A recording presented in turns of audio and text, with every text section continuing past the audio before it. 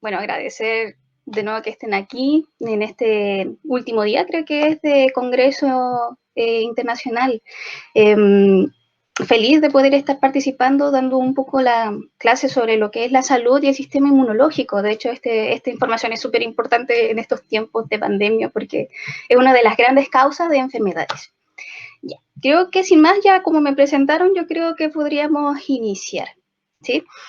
El tema que yo voy a hablar en este momento se llama sistema inmunológico y su relación con la salud mental.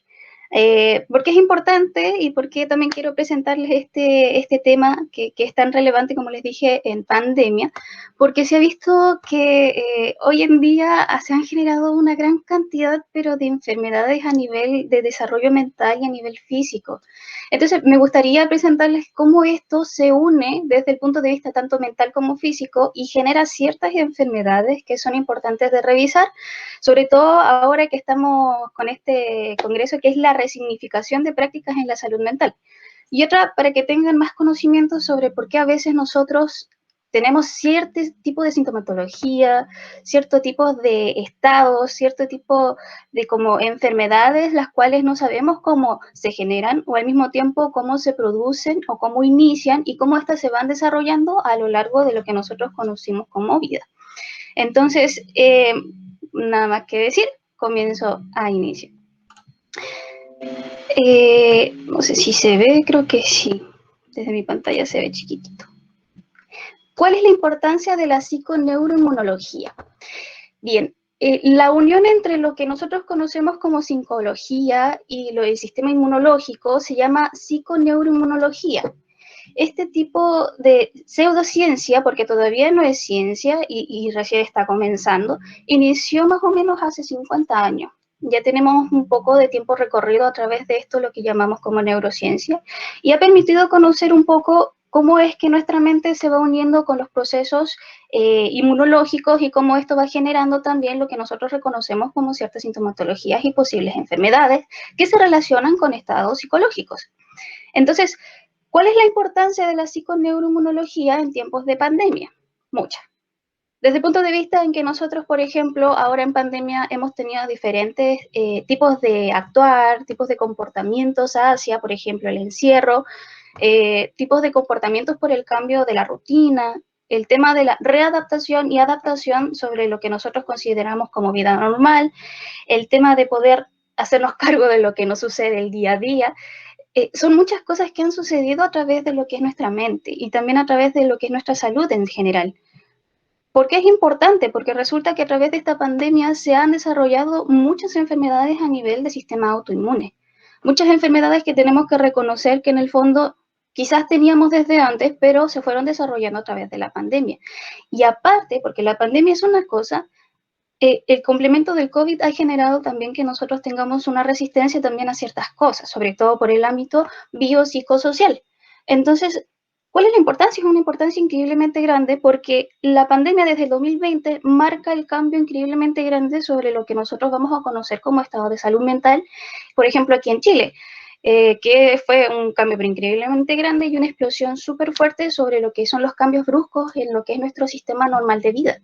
Entonces, lo que nos presenta en sí el estado de COVID es que va generando diferentes cambios a través de lo que es la readaptación o resignificación de lo que es la vida personal, por ejemplo, la vida familiar, la vida social, la vida económica, la vida desde el trabajo, la vida desde lo que nosotros conocemos como hobbies, todas estas cosas que antes hacíamos como normalmente, ahora en este proceso, ¿no?, que estamos viviendo a través de lo que es la pandemia y también la generación de esta enfermedad que es el COVID-19, vamos viendo que se vieron alterados muchos procesos a nivel fisiológico y también a nivel psicológico, desviando así en muchas partes de lo que podría ser lo que es una actividad normal, ¿sí?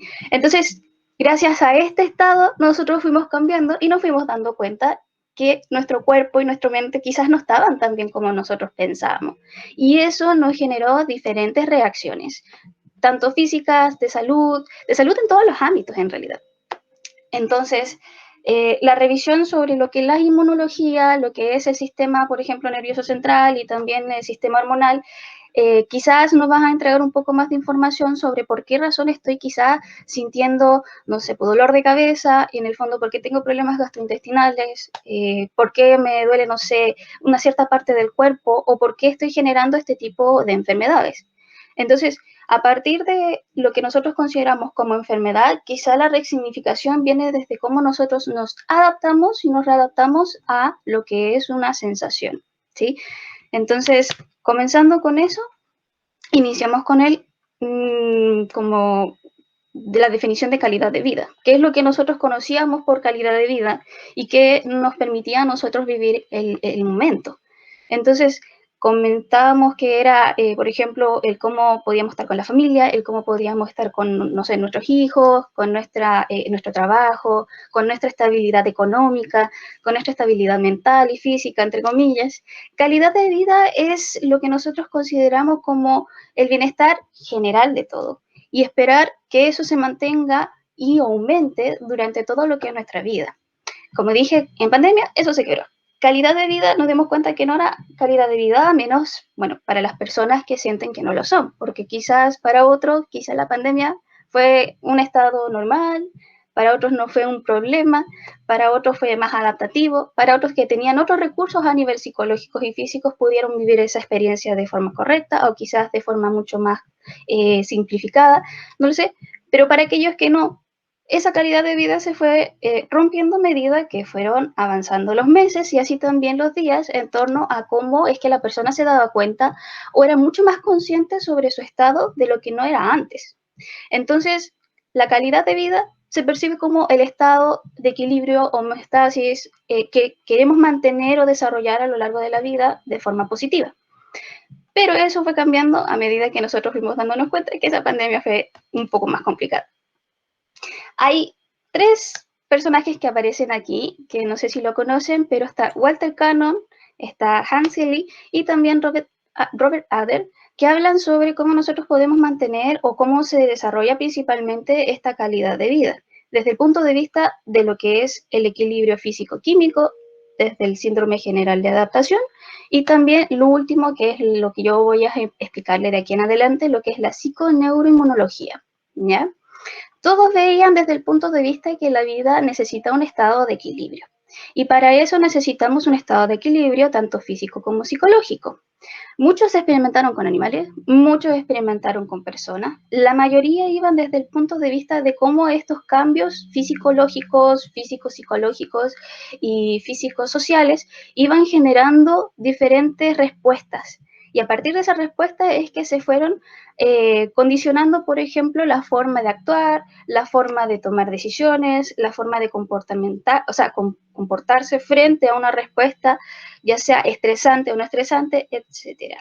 Entonces, a partir, bueno, de estos tres personajes, que son como los más conocidos, nos dimos cuenta que la vida se trata de un cambio de va y bien. La calidad de vida no simplemente se va a mantener porque nosotros lo queramos. La verdad es que va a depender de muchas condiciones, tanto externas como internas, para poder sobrevivir a esas condiciones. Entonces, vamos a ver que en sí es importante reconocer que esto es una cosa variable. Esto lo vamos a pasar porque esto quería revisarlo, pero lo vamos a revisar al final. ¿Ya? Es un caso en específico para que vayan viendo cómo es que la psiconeuroinmunología afecta directamente a una persona, pero al mismo tiempo vamos viendo de cómo podemos sacarle tanto los factores positivos como los factores negativos. Pero eso lo vamos a revisar después, ¿ya? El estrés. Bueno, yo quería comenzar con el estrés, porque resulta que el estrés es lo que genera parte de lo que nosotros vamos a conocer como psiconeuroinmunología. El estrés es un estado, es una condición, es una respuesta, es un conjunto de cosas que nosotros vamos a adaptar frente a una situación o una demanda que se haga en el ambiente o ya sea en nosotros. Puede ser tanto física como psicológica y va a determinar nuestro comportamiento o nuestra adaptación a lo que son los estados emocionales y conductuales, desde lo que es el organismo en sí. Entonces, ¿qué es el estrés? El estrés es aquello que nos permite a nosotros reactivar nuestra respuesta a lo que podría ser una amenaza. Es por eso que el cuerpo se condiciona o bien se prepara para algo que puede ser tanto bueno como malo dentro de nuestra vida. Y es por ello que a veces cuando nosotros revisamos el estrés se toma como algo a veces negativo, porque el estrés, además de preparar el cuerpo, no solamente lo prepara, también puede generar ciertas reacciones negativas que podrían enfermar a nuestro cuerpo. Por lo tanto, la revisión del estrés en este ámbito es sumamente importante. Es uno de los puntos clave para poder determinar cómo es que funciona nuestro cuerpo y al mismo tiempo cómo reacciona a frente tipo de situaciones. Por lo tanto, el saber que tenemos alguna condición de estrés, podemos determinarlo a partir de qué. De su intensidad, de su frecuencia y del tiempo, y si reaparece también. Porque digamos que el estrés es algo que nunca vamos a terminar de tener porque es algo que tenemos como propio, de forma casi innata en nosotros. Y eso también nos permite a nosotros también comprender de que eso nos ayuda en la vida. Sí, nos ayuda. El estrés no es malo. El estrés va a depender de cómo se utilice, tanto inconsciente como conscientemente, para poder hacer algo al respecto, ¿sí? Entonces decimos que el estrés es una respuesta natural y necesaria, se convierte en dañino cuando se excede de su duración e intensidad, es capaz de afectar directamente ámbitos de la vida cuando el estresor supera los límites de esto y se convierte en un problema.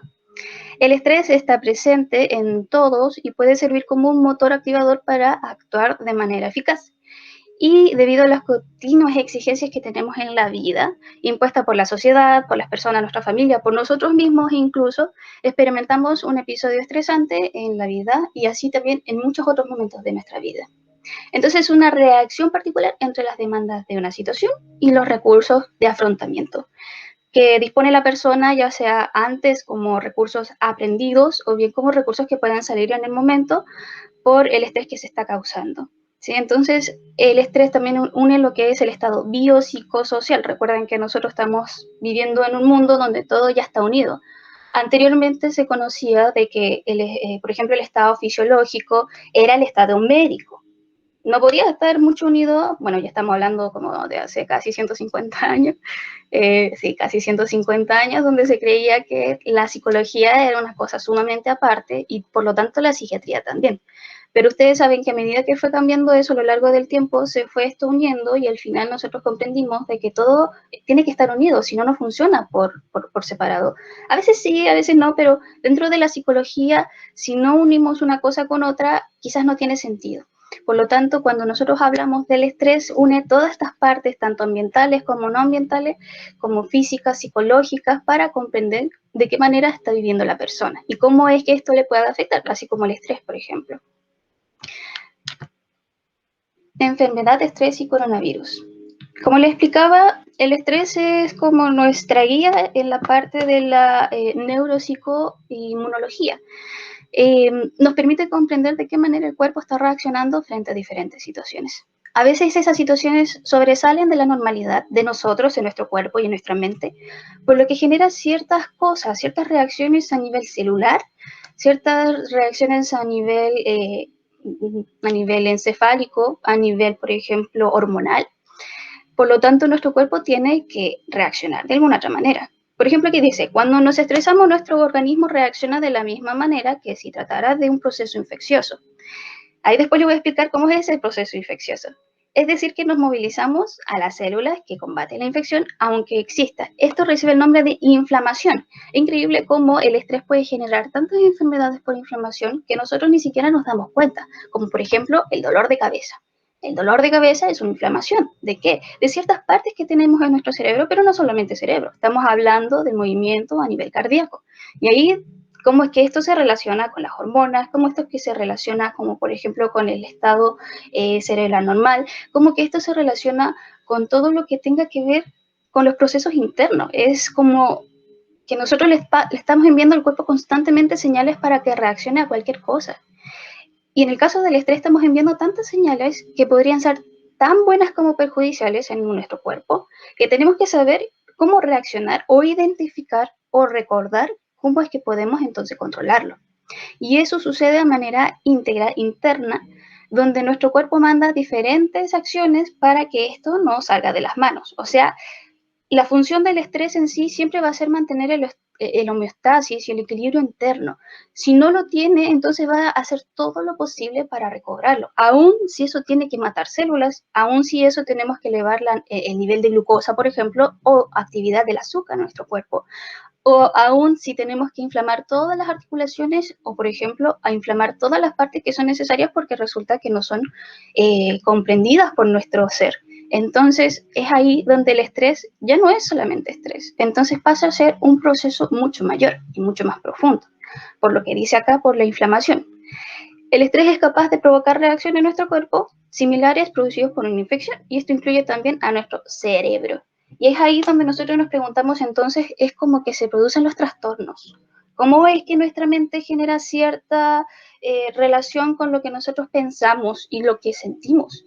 Por ejemplo, a partir de lo que nosotros como estrés, como sintomatología base, vamos a comprender que posiblemente puede generarse como un trastorno postraumático, un trastorno de ansiedad, un trastorno depresivo, un trastorno adaptativo y hay sí un sinfín de cosas, sobre todo el de la depresión. Entonces, ¿por qué se genera? Bueno, ahí les voy a explicar cómo es que esto se une y al final vamos comprendiendo de que una hormona, dos hormonas, tres hormonas y así un montón de células va generando esta unión de acciones que nosotros no vemos, pero sí sentimos. Entonces, el principal, como les dije, función del estrés es generar el equilibrio, la homeostasis interna y también el reconocimiento y la regulación de todo lo que está sucediendo a nivel fisiológico, a nivel psicológico. ¿Sí? Entonces ahí, por ejemplo, les ponía de que el estrés, hay una cosa súper importante que ustedes van a conocer más adelante, que tenemos como hormona que se llama el cortisol. No sé si lo conocen, pero el cortisol es como un condimento en nuestra vida. Sin cortisol no hay energía. Con cortisol hay energía. Hay mucho cortisol, demasiada energía, comienza a alterar el cuerpo. Hay poco cortisol, nuevamente genera la inflamación y de nuevo la alteración del cuerpo. Es como nuestra herramienta principal, aparte del proceso que podríamos tener a nivel fisiológico y psicológico. Entonces es allí donde nosotros nos cuestionamos, entonces, ¿por qué se nos produce depresión? ¿Qué nos falta y qué podría complementarse para que no nos haga falta? Entonces ahí decimos, ciertas hormonas regulan nuestro cuerpo, como todo. Pero hay una hormona en específico que regula todo esto a nivel de estados.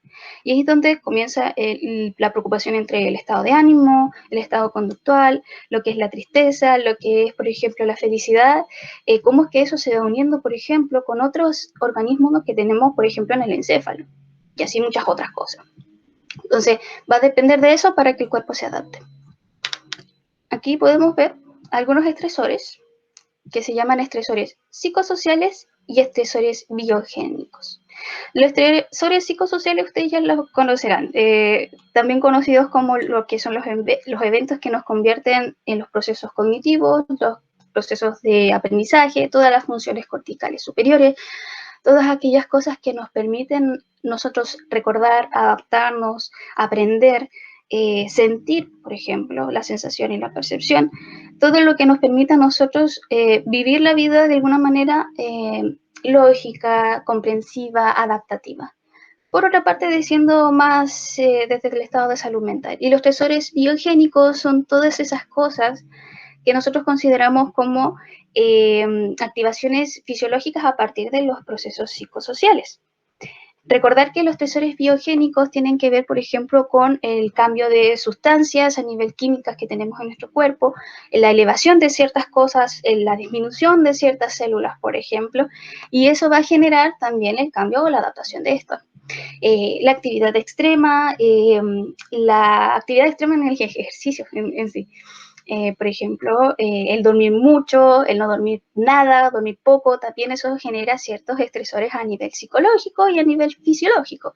Entonces, los estresores psicosociales y los estresores biogénicos son lo mismo que los estresores biopsicosociales, que en el fondo aumentan o disminuyen o nos permiten a nosotros comprender que hay ciertas cosas que nos hacen sentir de cierta manera, ¿sí?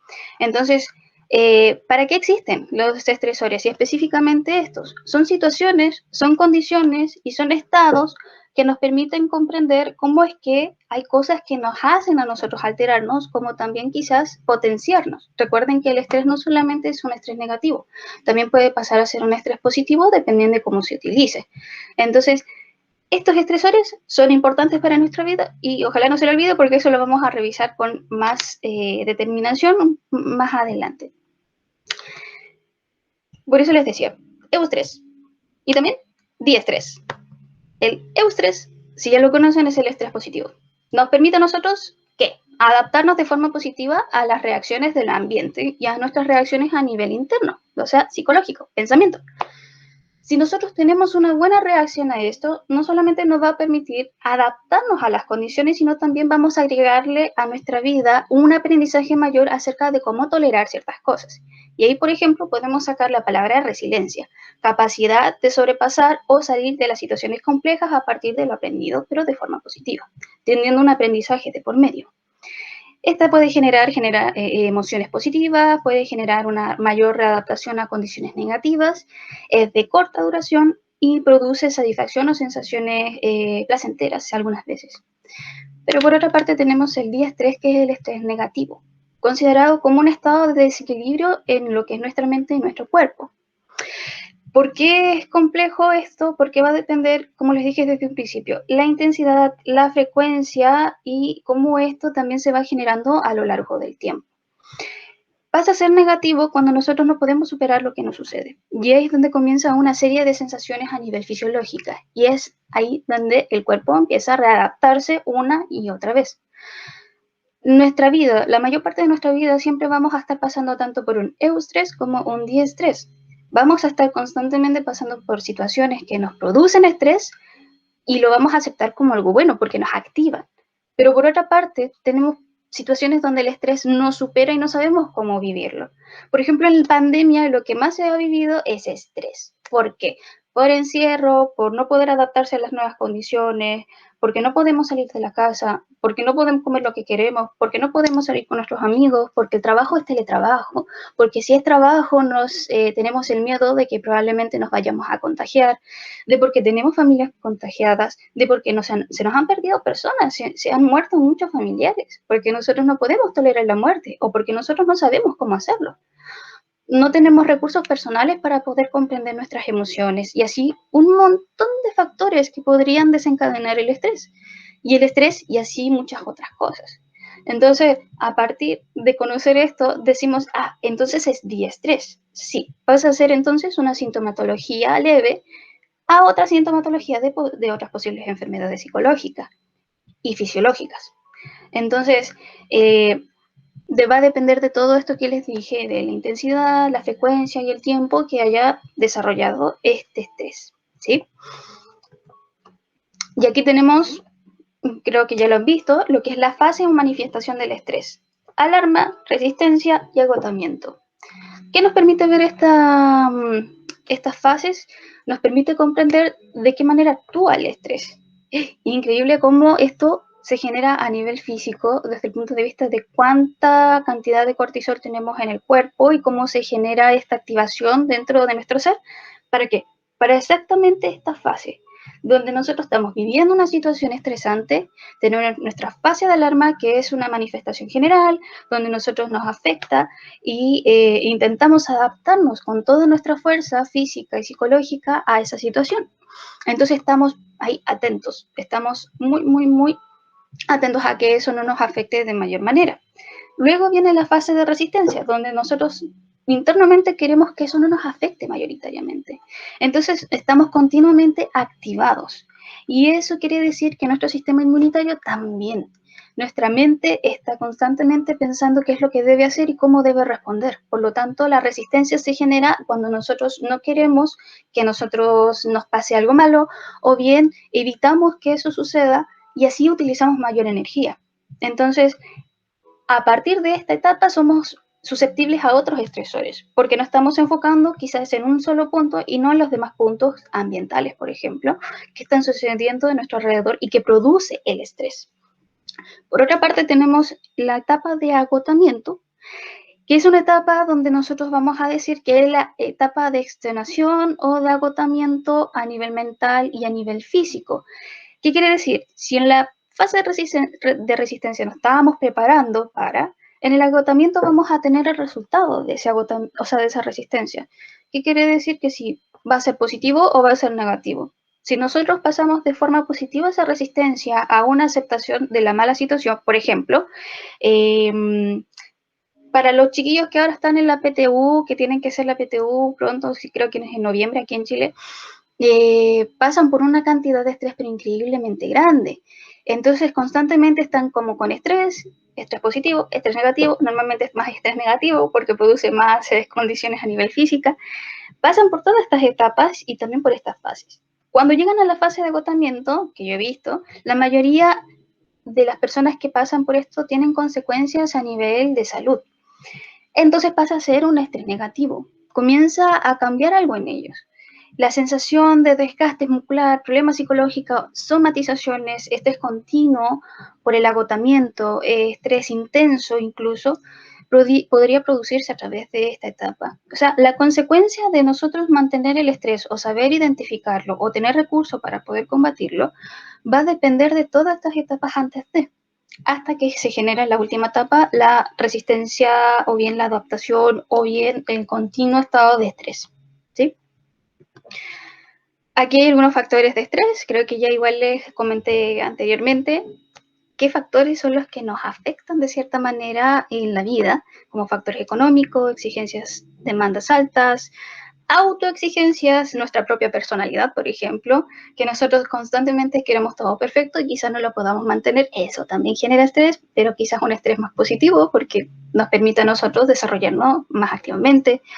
Factores sociales, familiares, falta de satisfacción personal, falta de adaptación a las condiciones que se nos presentan día a día, en cada momento, con nosotros mismos, bajo control sobre pensamientos negativos, el estilo de vida, por ejemplo, si nosotros llevamos un estilo de vida dependiente, sedentario, sin movimiento, constantemente en un estado de depresión, obviamente el factor del estrés va a ser insidioso para la producción de ciertas enfermedades, tanto físicas como psicológicas y la complementación de estas dos. Precondiciones fisiológicas como movilidad con otras enfermedades, por ejemplo, problemas o dificultades afectivas y también estados psicológicos como de forma general. Cuando la severidad de los estresores excede los recursos de la persona, para afrontarlo se produce como consecuencia un trastorno fisiológico. Vamos a hablar, por ejemplo, de cardiopatías, hipertensión, trastornos gástricos, que es súper común hoy en día, trastornos gástricos, trastornos respiratorios, etcétera, y alteraciones psicológicas como, por ejemplo, los trastornos del sueño, desinterés, falta de motivación, miedo, ansiedad, enojo, agotamiento, baja productividad, etcétera. ¿Por qué? Porque nosotros comprendemos de que cuando el estrés pasa los límites, comienza a generarse de forma general en nuestra vida. ¿Cómo ser consciente del estrés? Siempre me han preguntado cómo es que yo puedo controlar el estrés o la ansiedad o cómo se puede determinar cuando estoy estresado.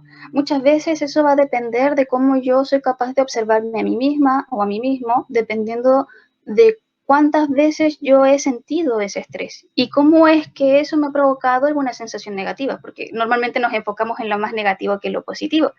Entonces, eso depende de cómo nosotros sepamos también regularlo. Depende de mucho antes, depende de la cultura, la educación, depende de todas estas condiciones que nos preparan para. Entonces, si nosotros vamos observando cómo eso nos afecta, también vamos a saber cómo en cierta manera se va a presentar. Entonces ahí prevenimos o nos preparamos para.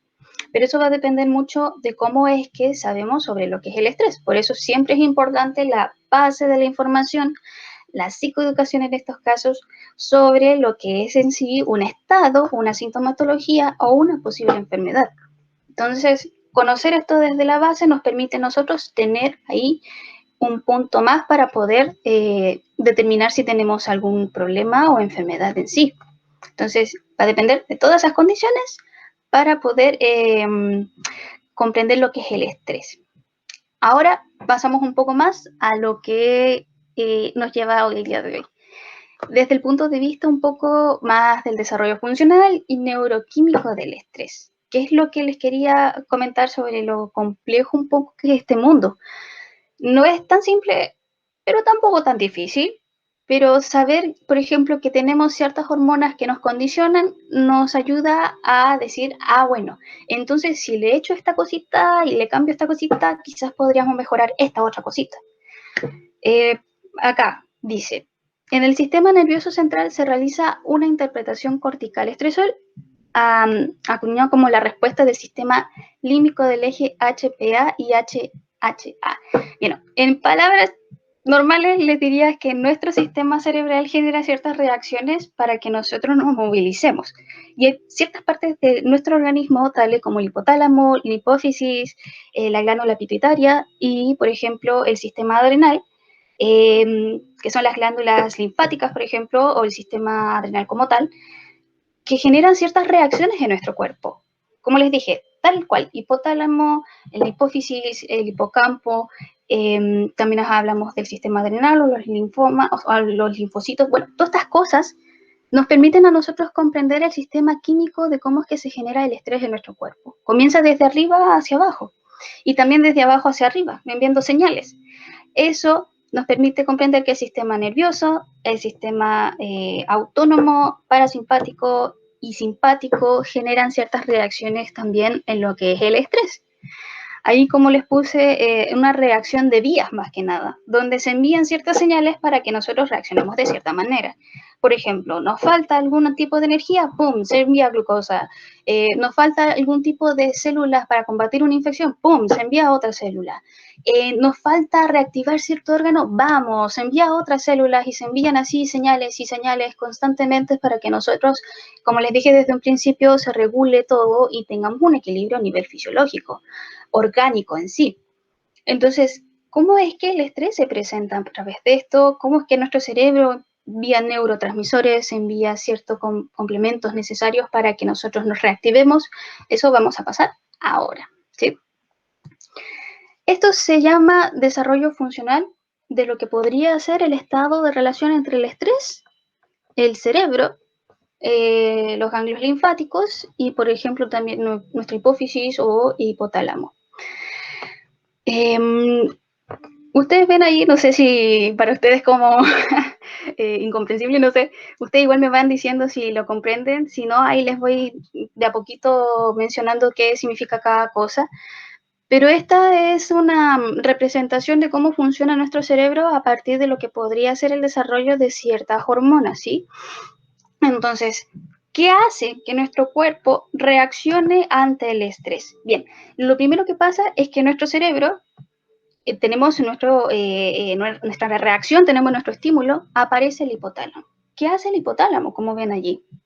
El hipotálamo envía señales o estimula las glándulas suprarrenales que están allí para generar cortisol, pero sin antes pasar por una cosa que se llama, por ejemplo, el CRH, que es la corticotropina, que es una hormona que en el fondo va a generar, y bien células también, que van a generar la estimulación de otra célula que se llama HPA, que es la adrenocorticotropina.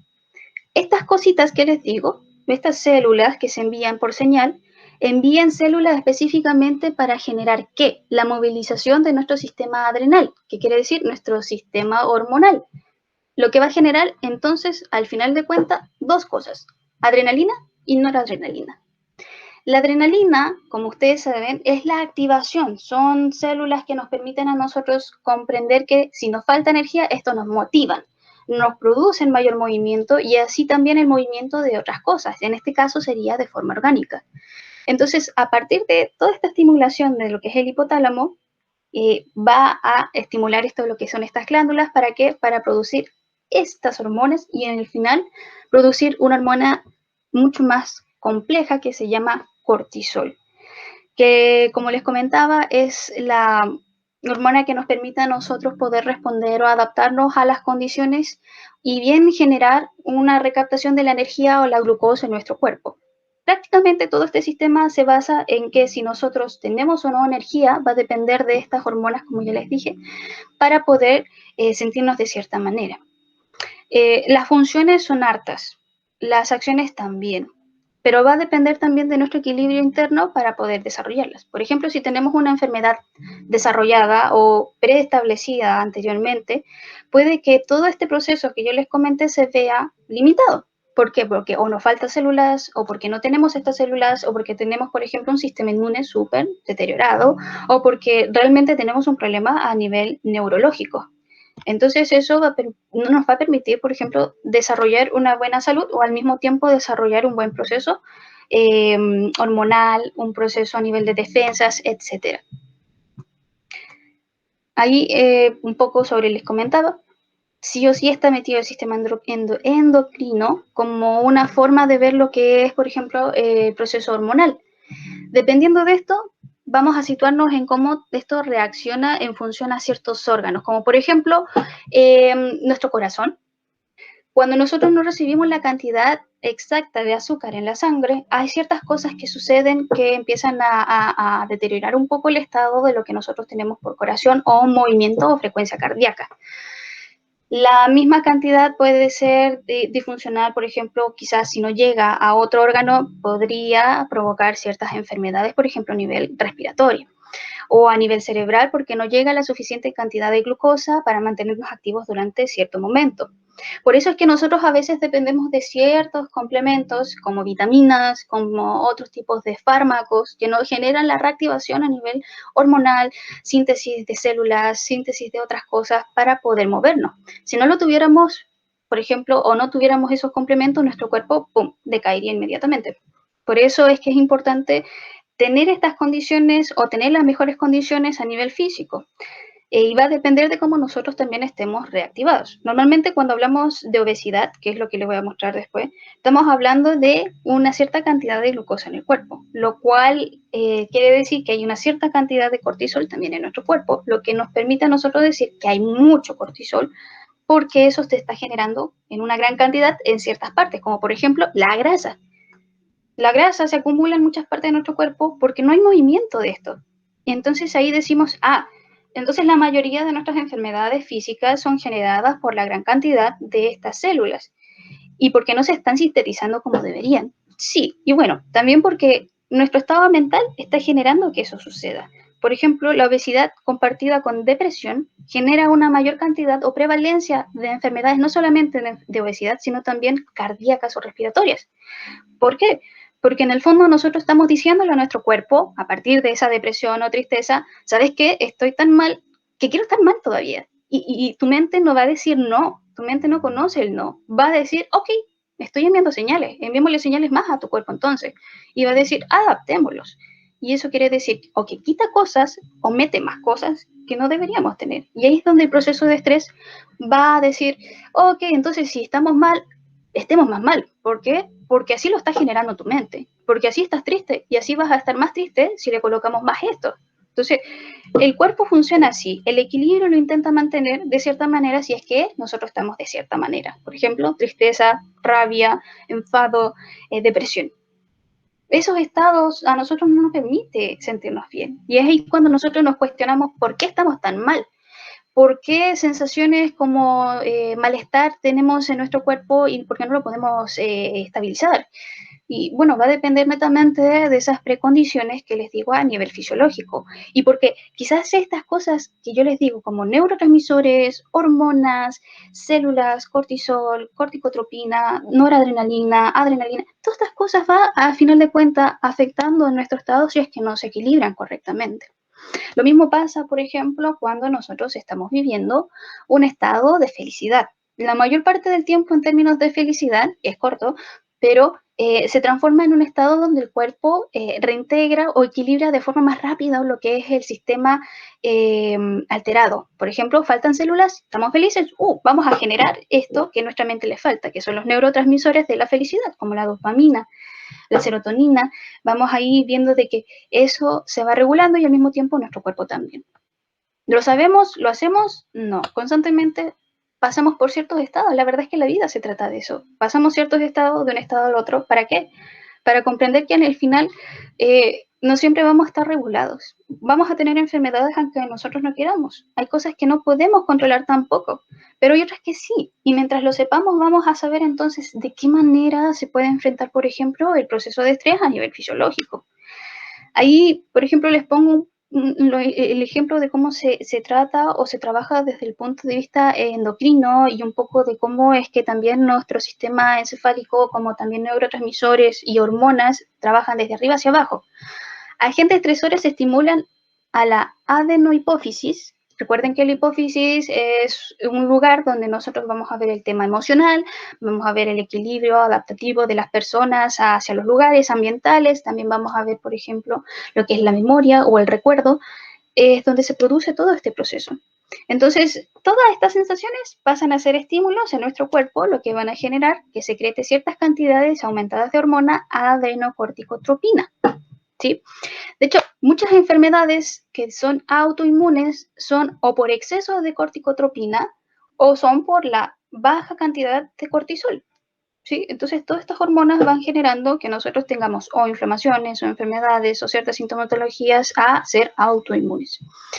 Después de esto, que es la adenocorticotropina, que es ACTH, actúa sobre la corteza suprarrenal para estimular la producción de cortisol, que les comentaba. Esta corteza adrenal produce hormonas glucocorticoides. Si me preguntan, casi todas son lo mismo. La diferencia es que van de un lugar a otro determinando o estimulando para que lleguen ciertas hormonas. Entonces, a partir de esto, la médula suprarrenal libera adrenalina y noradrenalina. Recuerden que esta es la energía que nosotros necesitamos para poder movilizarnos. Si no la tenemos, probablemente vamos a estar agotados, cansados o con ganas de dormir todo el tiempo. Y eso va a generar que la glándula tiroides libere tiroxina, que aumenta la tasa de metabolismo dentro de nuestro cuerpo. O sea, recuerden que no solamente tenemos que integrar la energía a nuestro cuerpo, esto tiene que metabolizarse. Quiere decir que tiene que sintetizarse. Si se mantiene mucha glucosa o insulina o azúcar en nuestro cuerpo, va a generar ciertas alteraciones. Sí, no solamente se producen, también tienen que sacarse. Para eso se crean ciertas células que van a combatir las sensaciones negativas y las células que no son necesarias. Y ahí es donde encontramos ciertas células que nos permiten quitar todas aquellas que no nos sirven. Y eso se llama fagocitosis, que después les voy a como explicar un poco de qué se trata y por qué es necesario para nuestro cuerpo y para qué es necesario para que el estrés se equilibre. Entonces, ¿qué hace la glándula tiroides? Libera tiroxina, que aumenta la tasa metabólica de los tejidos del cuerpo, inicia la eficacia de la reactividad inmunológica, lo estimula en realidad, y al mismo tiempo genera la disminución de la actividad del control de esta. O sea, vamos a ver que hay fluctuaciones. Hay estrés, se dispara la cuestión inmunológica, nosotros comprendemos de que está actuando nuestro cuerpo y al mismo tiempo dice, bueno, no hay una infección, no hay un problema, ok, ya células váyanse y el sistema inmunológico decae porque en el fondo no hay malestar, ¿sí? Entonces es como un estado de reacción constante donde está súper atento el cuerpo para saber qué es lo que va a suceder y cómo va a proceder al mismo tiempo, ¿sí? Entonces, esto nos permite comprender de que nuestro cuerpo es muy inteligente y también tiene memoria. Pasemos al siguiente. Factores que afectan al individuo. A partir de lo anterior, vamos a ver que hay ciertas cosas que nos hacen reaccionar y a partir de esas reacciones que tenemos a nivel orgánico, tenemos, por ejemplo, lo mismo que les dije, la personalidad, capacidad de adaptación, salud general, física, mental, condiciones ambientales, grado de madurez y experiencia, eso es súper importante, redes de apoyo, a veces que son ineficaces y quizás nos falta una ayuda mayor, no todo lo podemos hacer solos porque no todo lo comprendimos solos. Necesitamos a veces recursos mayores. Percepción e interpretación de la realidad, calidad de vida, diferencias culturales o individuales y recursos personales deficientes. Ahí es lo que él comentaba. No es que todo esto genere en sí que nosotros tengamos estrés. La verdad es que no todo genera estrés. La mayor parte de la vida no vamos a pasar siempre atentos a todo lo que nos sucede y justamente eso nos produce un malestar. La mayor parte del tiempo vamos a estar, sí, adaptándonos, pero eso no significa un estado negativo, sino más bien un estado adaptativo, receptivo.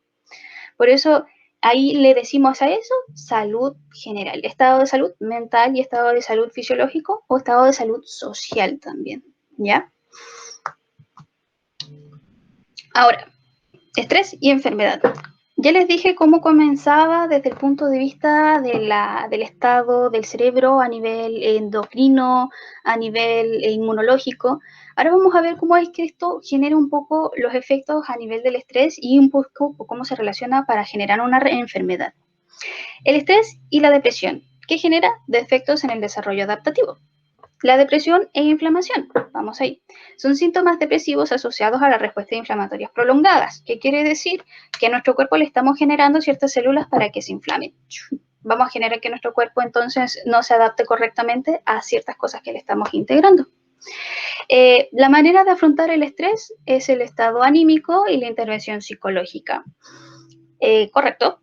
Va a depender de cómo nosotros también estemos preparados antes de y qué recursos personales tengamos a partir de ese estado. Si nosotros no tenemos recursos personales, si nosotros no tenemos recursos para poder enfrentar alguna situación, obviamente nuestro estado anímico y nuestro estado normal de vida se va a ver afectado. Por lo tanto, eso va a generar cierta sintomatología, que es su paso a paso, no es como que nosotros nos sentimos mal, ¡pum!, enfermedad, no, tiene su paso a paso y es ahí lo importante. Mientras nosotros sepamos cómo es ese paso a paso, cómo es ese proceso de una sintomatología a una enfermedad, vamos a poder controlar lo que está en medio, que es importante ese proceso. Por ejemplo, para una enfermedad tumoral, para una enfermedad como el cáncer, por ejemplo, lo importante es reconocer que si se convierten las células o se multiplican las células, que es por eso que se produce el cáncer, y no hay control, vamos a saber que entonces tenemos que tratarlo. Si no se trata, obviamente eso se va a generar en un tumor mayor. Y eso va a producir lo que nosotros conocemos como cáncer, porque son células negativas, son malévolas para nuestro cuerpo. Si no lo hicimos, obviamente ya la enfermedad está. Si no nos preocupamos y no tenemos responsabilidad sobre ello, a pesar de que lo sabemos, entonces ahí está el tema de cómo esos factores anteriormente vistos se ven impuestos en nosotros. El cáncer es una cosa súper fuerte. Ustedes saben, ahí al principio ahí me dieron la introducción sobre la atención al cáncer, cuidados paliativos por sobre todo.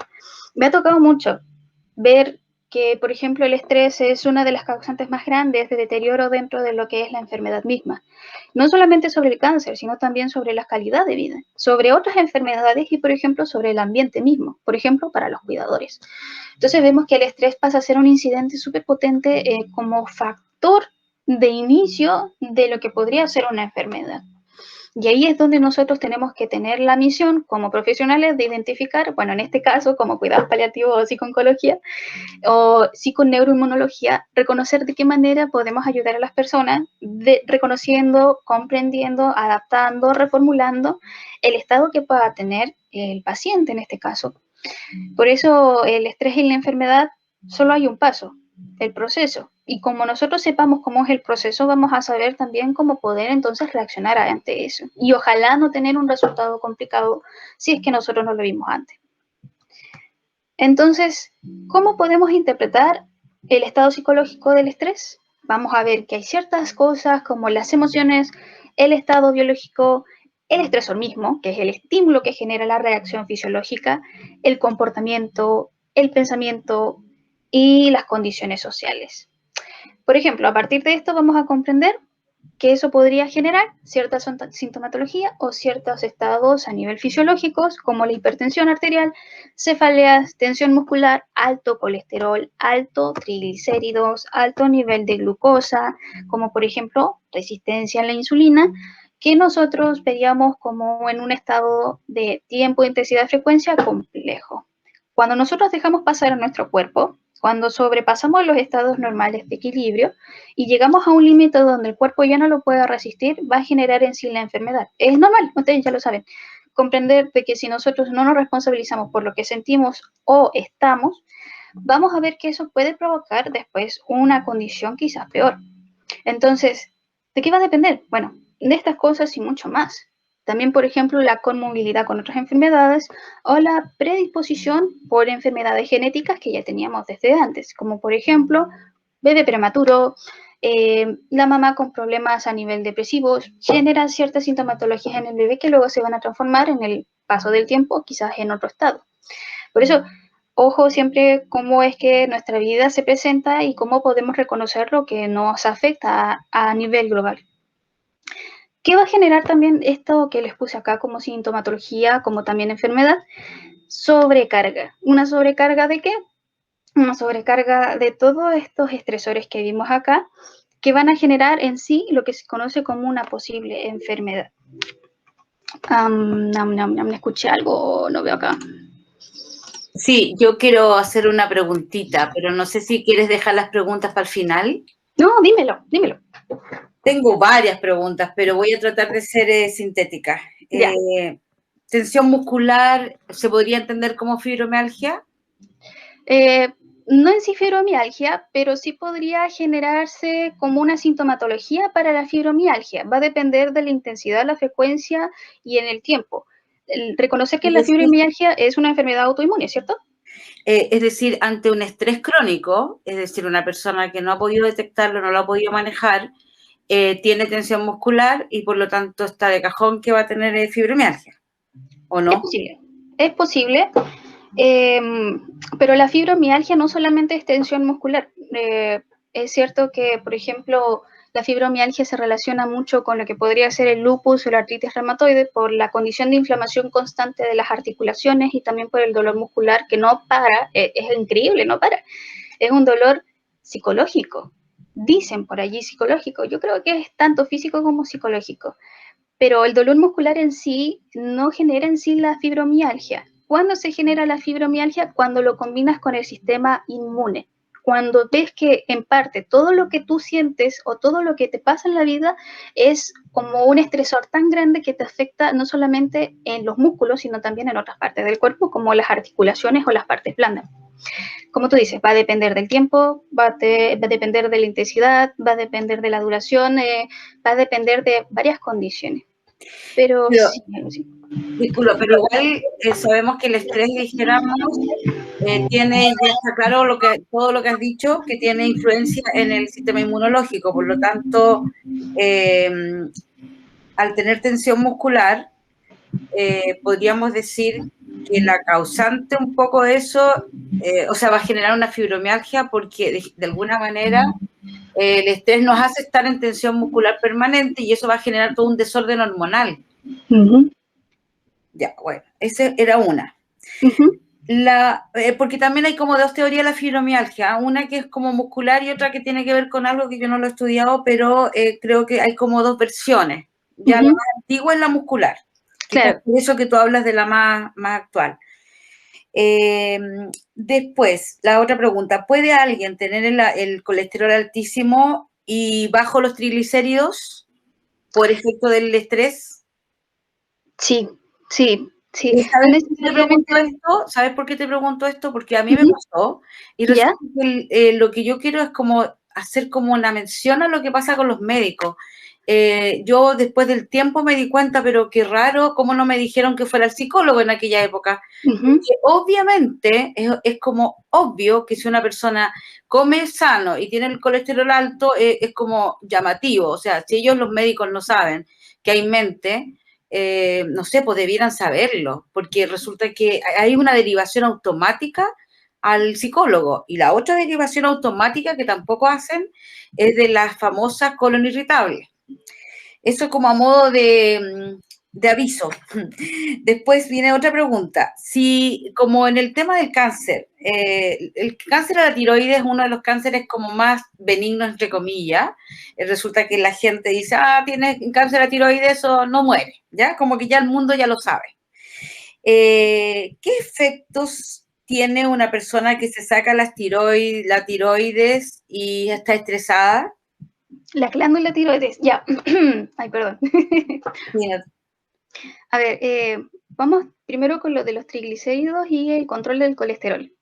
Es importantísimo eso que dijiste, la verdad es como que hoy en día no se toma en cuenta, a pesar de tener una dieta balanceada, a pesar de muchas cosas que tengamos a nivel físico, pero hoy en día eso se debe a mucho por el estado psicológico, así como tú dices.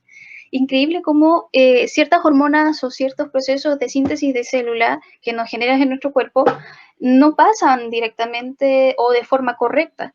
Cuando sucede eso, muchas veces nosotros nos preguntamos por qué entonces tenemos esto alto o tenemos esto bajo si nuestra vida es totalmente saludable. Y bueno, como te había comentado, depende de nuestro estado de estrés. Ahora, que tengamos, por ejemplo, el colesterol alto y los triglicéridos bajos no significa que sea un problema a nivel de que estás mal de salud con complemento, no. Probablemente tengas una baja de lo que yo te dije del desarrollo de estas células como el cortisol o la generación o la síntesis de cierto tipo de estados, como por ejemplo la misma grasa o la misma glucosa o la misma insulina o lo mismo que podría producir cierto órgano. Cuando nosotros hablamos que de nuestro cuerpo hay ciertas desregulaciones a nivel fisiológica, no siempre va a ser porque nosotros tengamos un mal estado de salud. Muchas veces tiene que ver por nuestro estado a nivel psicológico y cómo eso genera ciertas estimulaciones en ciertas partes del cuerpo que no nos permiten estar de forma adecuada. Y ahí es donde, como yo totalmente de acuerdo contigo, hay muchos doctores que no lo saben y a veces dicen, no, mira, hácete otro examen y veamos si esto es esto y esto es esto otro. Y al final resulta que el examen dice que no tienes nada. Exacto. No tienes nada, no tienes ninguna enfermedad, pero en el fondo eso está alto y tú te preguntas entonces, ¿por qué? Y es por la desregulación a nivel del estado, por ejemplo, en este caso, de los estresores que no permiten la síntesis de ciertas células en nuestro cuerpo. Y es así, por ejemplo, que a veces como se produce la obesidad, no necesariamente tiene que ser porque comemos mal. A veces la obesidad también se presenta porque nuestra mente no nos refleja eso a nivel orgánico. Y eso se presenta, por ejemplo, cuando tenemos, por ejemplo, esta guatita con grasa en la parte abdominal. No necesariamente porque nosotros no hagamos ejercicio o no necesariamente porque nosotros no sepamos alimentarnos bien. Es porque la mayor parte de la glucosa o la insulina que se va reflejando en los músculos se va específicamente en esas áreas porque así no se sintetiza correctamente, ya que tenemos ciertas glándulas que al final de cuentas, que son los ganglios linfáticos, no se procesan adecuadamente y las hormonas tampoco generan la síntesis correspondiente. Y es ahí donde se produce todas las disregulaciones a nivel fisiológico. Y es solamente por ciertos órganos. Y ¿sí? Podría ser también, se me ocurre así como una idea, de que si tengo un problema de autoimagen, que siempre me he sentido gorda, entonces le estoy diciendo al cerebro, soy una gorda, dale nomás. Y como tú dijiste, el cerebro obedece, pues. Sí, sí. No hay un no por eso? ¿Pudiera influir eso en las personas que tienen una obesidad, dijéramos, dijéramos que no es mucha, pero que de alguna manera ellos están siempre pensando que no están bien en cuanto a que su estereotipo dice que tienen que ser delgados? Problema de autoimagen. Sí, sí, de hecho. Y hay estudios que demuestran eso directamente de cómo es que nuestros estímulos mentales generan ciertos comportamientos a nivel fisiológico. Por ejemplo, como decía, las enfermedades autoinmunes no se presentan netamente porque tengamos una predisposición genética o netamente por una predisposición por una enfermedad anterior. Normalmente las enfermedades autoinmunes se generan porque nuestra mente genera toda esta situación donde nuestro cuerpo no lo soporta. Y es netamente por los pensamientos o las imágenes mentales, el estado anímico y cómo los estímulos de afuera también nos afectan directamente a lo que nosotros queremos sentir o pensar. Entonces, eso va generando un deterioro a nivel físico, orgánico. Y así como tú dices, hay muchas cosas que nosotros nos preguntamos, ¿cómo es posible que nuestro cuerpo esté tan gordo si nosotros nos alimentamos bien? Bueno, pues tu cuerpo no está generando la suficiente energía o la suficiente síntesis de ciertas células en tu cuerpo u hormonas porque tú no lo estás permitiendo. En el fondo estás diciendo y pensando y enviando estímulos a tu sistema hormonal de que no cambie, que siga y dale, que siga produciendo cosas que nos hagan sentir más gordos. Y por otra parte, que nos hagan gordos porque lo que hacen estas hormonas normalmente siempre es llevar azúcar. Es increíble cómo la mayor parte de nuestro cuerpo es azúcar y así también oxígeno y eso va generando al final la estimulación o la activación de ciertas energías para que nosotros vivamos, por ejemplo con el corazón o con la respiración o con nuestro propio cerebro. Entonces, sí, exactamente como nosotros pensemos, así vamos a estar en nuestro cuerpo y de eso depende de nosotros cambiarlo. Y con respecto ¿tiroides? ¿sí? La tiroides también. Tú me dices si nosotros sacamos la glándula de la tiroides, ¿cómo es que nuestro cuerpo reaccionaría? Claro, en adelante, una vez que este cáncer, dijéramos, está frenado, ante el estrés, porque se supone que la tiroides tiene una función bien importante en todo el sistema inmune. Claro, sí, de hecho ahí lo voy a presentar un poquito cómo es que funcionan ciertas glándulas linfáticas. La glándula de la tiroides también tiene relación con la glándula suprarrenal, la glándula linfática y diferentes estados como de hormonales que tenemos en nuestro cuerpo. De hecho, a ver, déjame presentarte ahí para explicártelo. Ahí está. Tenemos este sistema que tenemos, por ejemplo, mucosa, amígdalas, timo, médula fabricada, por ejemplo, los pulmones, el vaso, los ganglios linfáticos, la sangre, placas de Peyer, también tenemos la glándula de la tiroides y también tenemos la piel, que también son glándulas del sistema inmune. Si nosotros sacamos la glándula de la tiroides en nuestro cuerpo, probablemente van a haber efectos no tan dañinos, pero van a haber efectos en cambios hormonales que nuestro cuerpo va a tener que resistir con las otras glándulas que generan también las hormonas. Entonces, sacamos la glándula, no quiere decir que nos vamos a morir o que vamos a estar en un estado mal. Significa que vamos a tener menos producción de hormona o probablemente un desbalance dentro del sistema hormonal, pero no va a significar que nosotros estemos así mal. He escuchado también que varias personas diciendo que si te sacas la glándula tiroides vas a tener una desregulación increíblemente grande en lo que es las emociones, la conducta, el comportamiento y te vas a sentir pésimo porque te falta esto. No, se compensa con las otras glándulas que tenemos en nuestro cuerpo. El sistema está incluido por muchos lugares, ciertos órganos que nos permiten todo el rato generar ciertas hormonas. Porque lo que le hace la tiroides es generar eso, regular, reconocer y enviar ciertas hormonas para la regulación del cuerpo. Falta esto, entonces, ¿quién lo va a compensar? Las otras partes de nuestro cuerpo que también regulan esto. Entonces, que lo quiten no significa algo malo, pero sí probablemente la descompensación de estas partes que sí deberían estar funcionando, pero ya no funcionan, entonces lo va a compensar otras glándulas dentro de nuestro cuerpo. Eso sería más que nada. Y lo otro, para finalizar, el tema de dos cosas. Resistencia a la insulina tiene la misma explicación que diste con respecto al aumento del colesterol, los triglicéridos bajos, dijéramos que también se genera una descompensación por el estrés. Sí, totalmente. Okay. Increíble. Es súper fuerte esa cosa, porque uno dice, pero ¿cómo es posible que el estrés genere... Mira, ¿sabes? Disculpa, mira, no me quiero vanagloriar, pero esto lo descubrí yo, porque yo decía, pero no puede ser, esta cuestión, yo no como tanta azúcar, ¿por qué tengo resistencia a la insulina?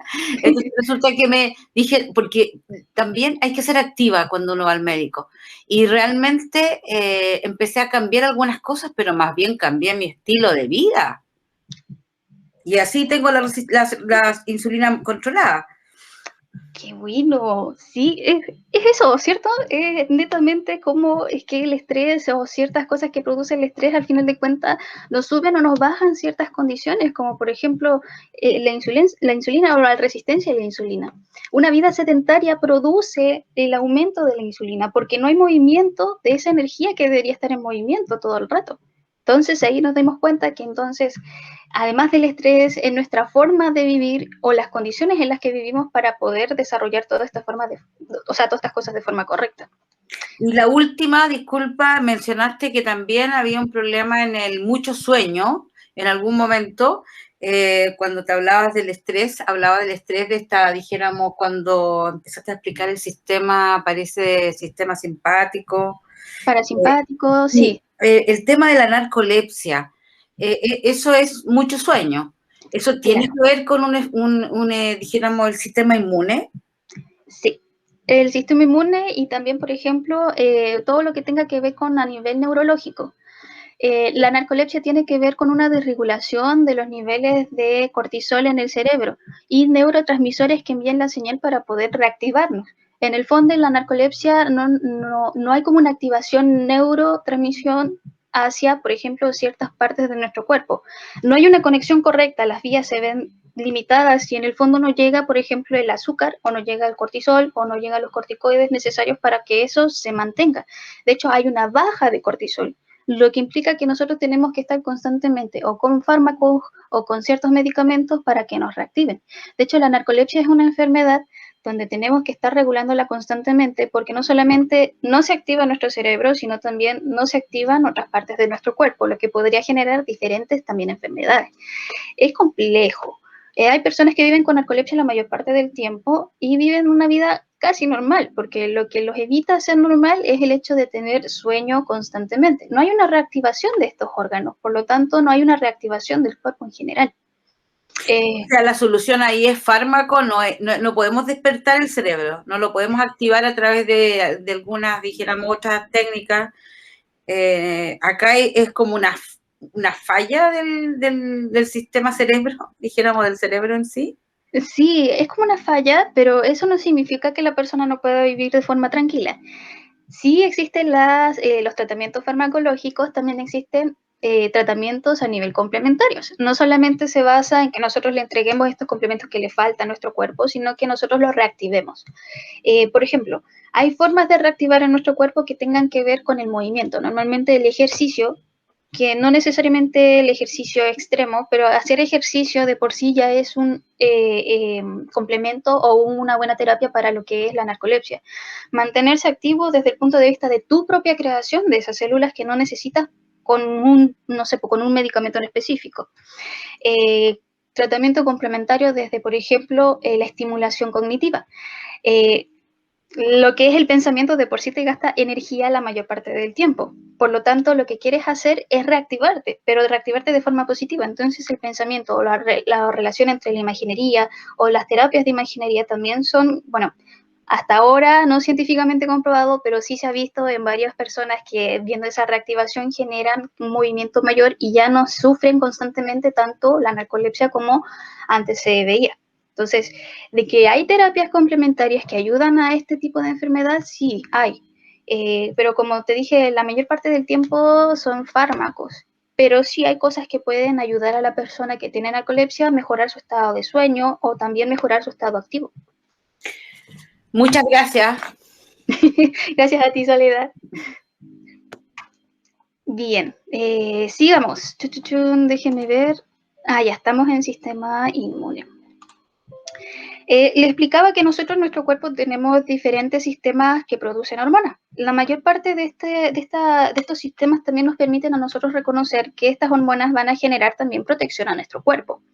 Y así nosotros también le llamamos a eso una respuesta inmune, lo cual genera que nosotros vayamos viendo o nuestro cuerpo vaya viendo si tiene algún problema a nivel de invasores. ¿Qué quiere decir invasores? Posibles infecciones, virus, bacterias, etcétera, lo cual van a actuar inmediatamente. Por eso se habla del HPA o el HHA, que sería hipófisis o hipotálamo, hipófisis y también sistema adrenal, o hipófisis, hipotálamo, o sea, hipotálamo, pituitaria, adrenal, que nos permite a nosotros relacionar tanto el encéfalo como nuestro sistema inmunitario y como nuestro sistema hormonal.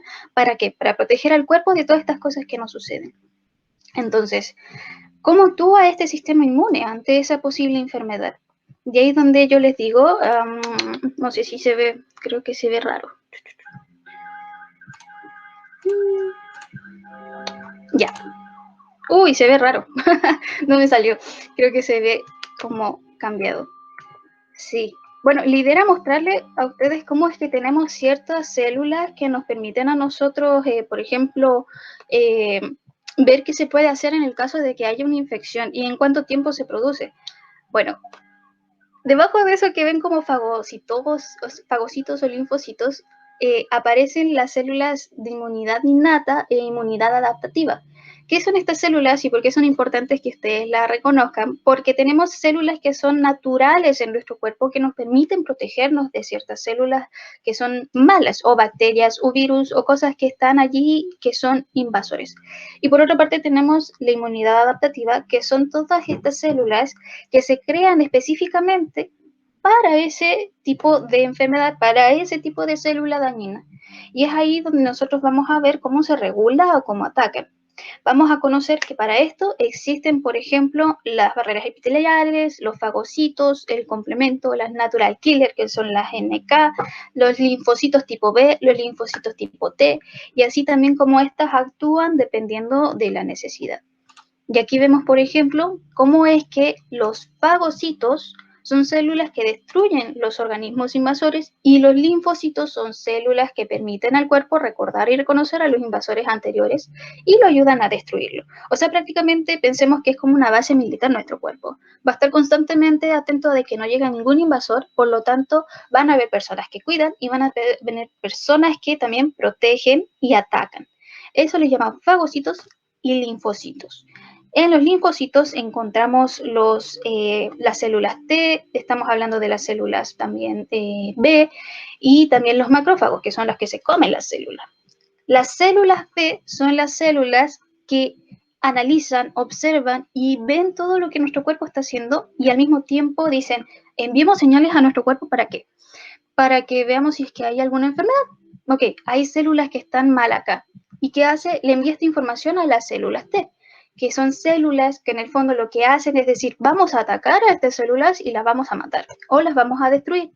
Y vamos a recordarle a los fagocitos que tienen que comprender que tienen que estar todo el tiempo atentos. Entonces, las células T vienen y atacan estas células que son negativas para nuestro cuerpo, ya sean virus o bacterias, y así las destruyen. Por otra parte, cuando quedan estas células y no están destruidas por completo, aparecen los macrófagos donde se comen estas células y en el fondo las destruyen para que nunca más aparezcan. Y ahí es donde decimos qué pasa entonces cuando tenemos una enfermedad reincidente. ¿Qué quiere decir? Una enfermedad que vuelve una y otra vez, como por ejemplo la gripe. Bueno, el cuerpo actúa con su sistema inmune y genera nuevamente estas células una y otra vez para que se produzca esta defensa dentro de nuestro cuerpo. Pero ¿qué pasa cuando esto queda como mucho más fuerte y resulta que esta enfermedad es mucho más fuerte que lo que son nuestras células? Resulta que la inmunidad se ve afectada y así se produce la enfermedad como tal, como lo es el COVID. El COVID es una enfermedad no solamente respiratoria, es sistémica. ¿Qué quiere decir? Que no solamente afecta los pulmones, afecta el corazón, afecta el sistema gástrico, afecta nuestro sistema endocrino, afecta nuestro cerebro. Cuando nuestro sistema no está preparado para esto, que es lo que pasó y ha pasado y va a suceder siempre al parecer, porque ya está quedando como una enfermedad casi endémica, vamos a ver que esta enfermedad ataca a nuestro cuerpo y nuestro cuerpo no está preparado. Por lo tanto, lo que pasa con las células es que las células se van a ver desprotegidas la mayor parte del tiempo. Y así es como eso va a afectar entonces no solamente a las células, sino a los órganos. Y así ese proceso se va a generar una y otra vez, a menos que tengamos cierto contenido inmunitario que podría servirnos, que es lo que hemos optado nosotros hoy en día como las vacunas. Y eso ha generado que se degeneren más defensas o quizás un sistema inmune un poquito más fuerte que lo que teníamos antes, porque de los antígenos, que el antígeno es considerado como el virus o bacterias, aparecen los anticuerpos y es ahí donde los anticuerpos atacan estos antígenos y al final de cuentas va generando el sistema inmunológico. ¿Por qué?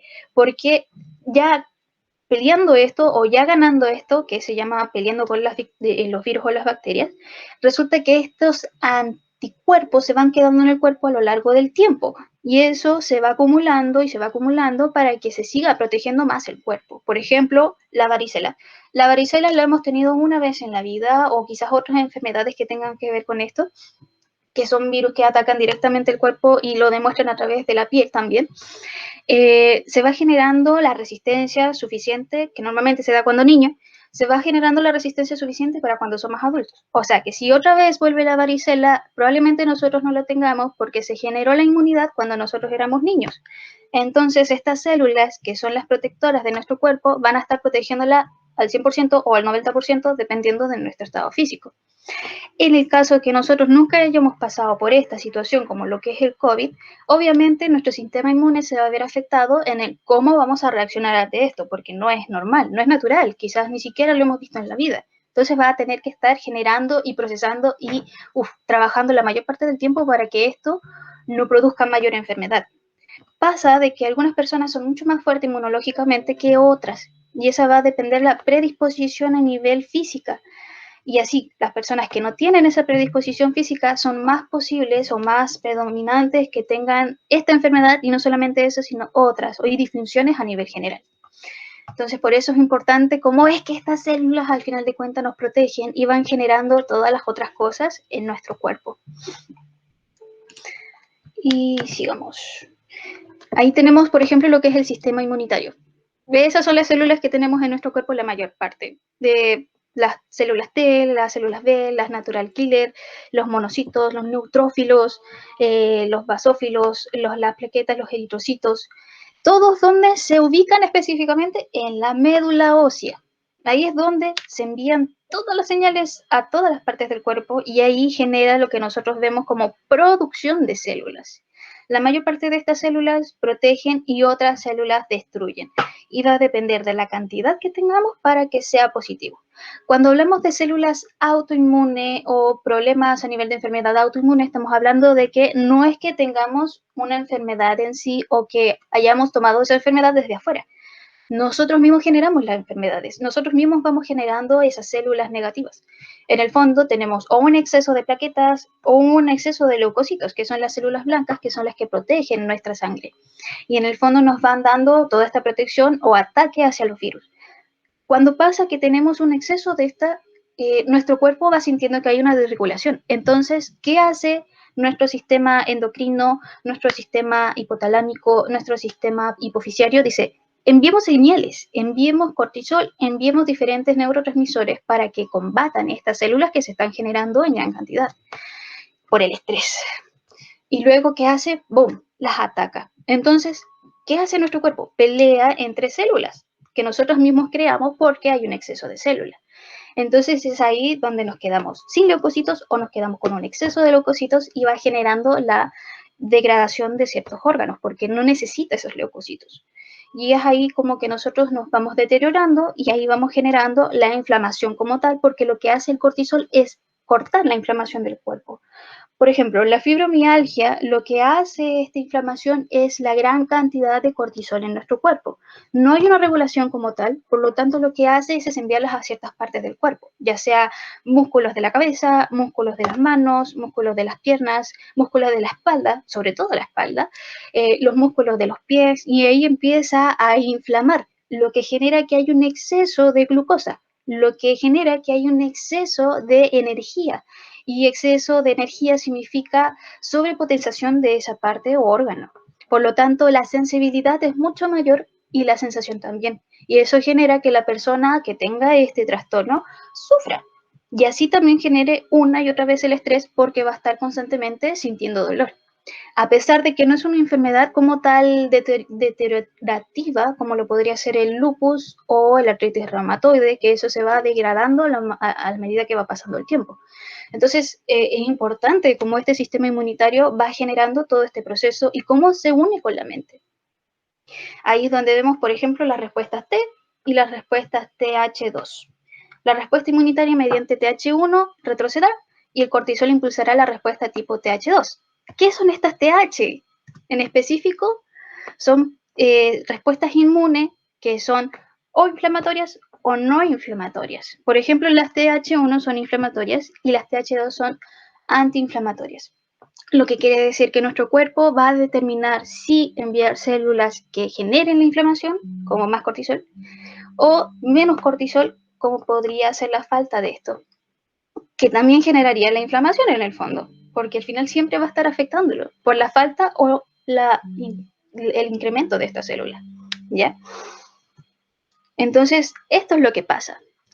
Cuando, bueno, eso es parte del sistema autoinmune, en este caso, sistema inmune y neuroendocrino, lo que sucedería sería, como retroalimentación, se produce la infección con un antígeno, se hace la activación del sistema inmune, en ese caso, se secreta cierto tipo de células como la citocina, se envían señales al sistema nervioso central, esto envía señales al hipotálamo, crea ciertas células como la corticotropina para hacer la otra corticotropina o adrenocorticotropina, que también va a generar una secreción del cortisol, que es la energía, el azúcar que permite la movilización del cuerpo, y al mismo tiempo, al generar esto, hace la supresión de la respuesta que es inmune o inflamatoria. En el caso de que la respuesta sea negativa, el cortisol va a estar en exceso o en disminución, y eso va a generar quizás la desregulación a nivel orgánico.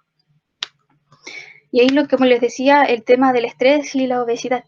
¿Cómo es que el estrés genera obesidad? ¿Cómo es que se presenta en nuestro cuerpo? Y en el fondo es netamente porque nosotros no nos adaptamos a partir de estas respuestas celulares. Y eso puede generar una respuesta a una enfermedad mayor. Ahí lo mismo, que es lo que les decía, ya se lo expliqué, pero en este caso del estrés crónico, que es lo que también decía Soledad, cuando nosotros pasamos por un estrés crónico es más probable que nosotros tengamos más enfermedades que las que no teníamos antes, porque estamos dejándole al cuerpo y al sistema abierto que pueda enfermarse en cualquier momento. ¿Por qué? Porque no llega la suficiente cantidad de células que protegen y por otra parte estamos constantemente con el pensamiento o bien estamos con la sensación de que no tenemos protección en el cuerpo. Por lo tanto, el cuerpo, como les dije, no ve por un no.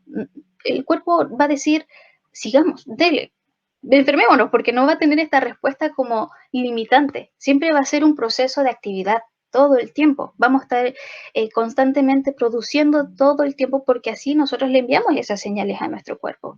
Entonces, el estrés crónico, ¿qué va a generar? Va a generar sintomatología física y psicológica. Y así también va a generar que nosotros tengamos diferentes reacciones. Por eso la respuesta va a depender de cuánto tiempo, intensidad y frecuencia se ha generado ese estrés y en qué condiciones. ¿Sí? Nice. Bueno, eso es lo que ya le había mostrado, ya se lo expliqué. Ya. El eustrés y el diestrés es lo mismo que desde el principio, cuando les dije que dependiendo de cuánta cantidad de células va a generar el estrés positivo o el estrés negativo. Lo ideal es que siempre estemos con el estrés positivo, o sea que cada vez que nosotros sintamos algo negativo en nuestra vida, lo adaptemos a algo que nos pueda servir o que sea beneficioso para nosotros y no netamente una cosa que vaya a durar para siempre. Recuerden que los estados emocionales van a durar un momento. Lo que dura un poco más de tiempo serían los sentimientos. Las emociones duran un periodo, incluso la felicidad está dicha que dura alrededor de 5 minutos a 10 minutos. La sensación que deja esa felicidad sería entonces el sentimiento. Sentimiento quizás de recordar o tener memorias de ese momento. Pero en sí, lo que más tenemos que hacer es saber cómo reaccionar ante aquello, cuándo nos falta aquello que nos hace bien y cómo podemos tolerarlo a medida que pasa el tiempo. De ahí va a depender nuestra adaptación hacia lo que es el estrés y la reactivación de estos sistemas que nosotros conocemos y que ya les he explicado. ¿Sí? Ya, esto. Consecuencias del estrés crónico. ¿Qué significa consecuencias del estrés crónico? Significa que nosotros vamos a tener una inhibición en la captación de la glucosa o una sobrecarga sobre la glucosa a nivel energético, lo que podría producir una toxicidad en las células, muchas veces generando células cancerígenas. Cuando tenemos una intensidad de estas células tóxicas, claro, que tenemos una gran cantidad, sobre todo una gran producción en cierto lugar del cuerpo. Eso después va a pasar a una disminución en la expresión de los factores bioquímicos en ciertas partes o regiones del cuerpo, como podría ser el hipocampo, con la falta de ciertos neurotransmisores o la muerte de ciertas partes bioquímicas de nuestro cuerpo, que sí pasa. Y es allí donde tenemos falta de. Se dice que por tener depresión también se va perdiendo mucho de esta neuroplasticidad que constantemente tenemos para aprender o adaptar ciertas células a nuestro cuerpo. Falta la neuroplasticidad, se va generando la neurotoxicidad y así la muerte de células importantísimas para la protección inmune. Entonces eso va a generar estados de descontrol interno, probablemente es cambio de humor, falta estado de ánimo, cambios de estado de ánimo, emociones contradictorias, emociones fuertes, intensas y de mucho tiempo. Y así la falta de energía también, el sueño, el decaimiento, la habilidad emocional, la anedonia y así un montón de otras sintomatologías. Por eso que el estrés crónico puede producir no solamente esto, sino también la muerte de muchas cosas a nivel interno. Entre comillas, muerte, porque son como desintegración, degeneración o deprivación. Y ahí hablamos, por ejemplo, cómo es que la deprivación del sueño tiene que ver con la respuesta de los linfocitos T. Ya les expliqué que los linfocitos T son las células que atacan y destruyen las células o que son bacterias o virus. Estrés académico deprime la función linfocitaria y natural killer. Las natural killer, como su propio nombre lo dice, son las células que matan a otras células, pero de forma natural. O sea, no necesariamente tienen que llevar una, ¿cómo se puede decir? Información. No es que venga el linfocito B y le diga, ¿sabes qué tienes que matar? No, las natural killer están para hacer lo que tienen que hacer y no necesitan mayor información. Estímulo psicológico adverso influye sobre la tasa de desarrollo tumoral. Sí, por ejemplo, tenemos quizás un quiste, un tumor, dependiendo de ese estímulo psicológico adverso o la estimulación de esto, puede que esto se vaya desarrollando de forma negativa, que este tumor vaya creciendo o se vaya desarrollando de forma más rápida. Va a depender de esta condición a nivel psicológico. El estado de ánimo modula la curación de heridas, la recuperación postquirúrgica y los días de egreso. Dependiendo de cómo nos sintamos en ese momento, va a depender del desarrollo del bienestar a nivel físico.